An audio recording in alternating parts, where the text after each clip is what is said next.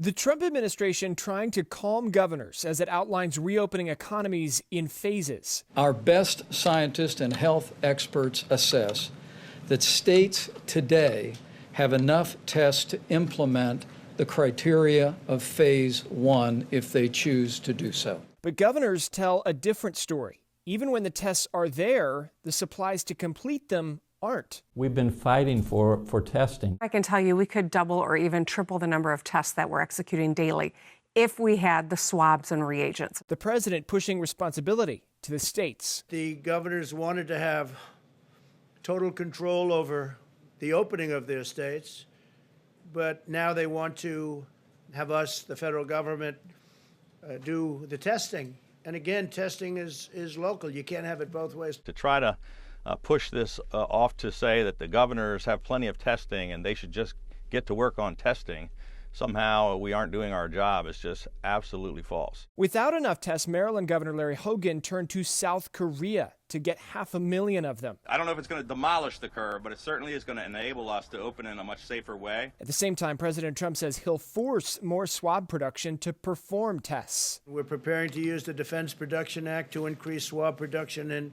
one U.S. facility by over 20 million additional swabs per month. But experts say the U.S. needs 20 million tests a day to fully reopen the economy. A bipartisan group of dozens of experts in economics, public health, and ethics sharing with the White House task force what they call a roadmap to pandemic resilience. This is the only way that we can see that we could reopen in a reasonable amount of time and then stay open. Rajiv Sethi and Divya Siddharth helped write it. The three prongs of the roadmap are testing, tracing, and supported isolation. And in concert, they can make it such that we can save lives and save costs. It's by massively scaling up manual tracing that we can then really effectively and precisely trace contacts at scale with digital assists. Experts also questioning the effectiveness of antibody testing as New York State starts blood tests. We still have a lot to learn about what having antibodies means.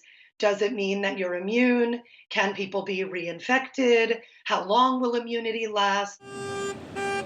And while the president empathizes with protesters, they've got cabin fever. They want to get back.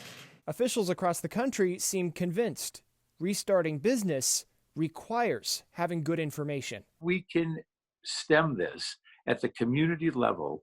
And so that means testing, followed by isolation, followed by community tracing. There do remain people who need to be persuaded. If we reopen prematurely, you might see some economic relief in the short run, but if we have to close down again and do this through several cycles until a vaccine is developed, the costs will be almost unimaginable. I mean, at the level of the Great Depression or worse. James Packard, Newsy, Chicago.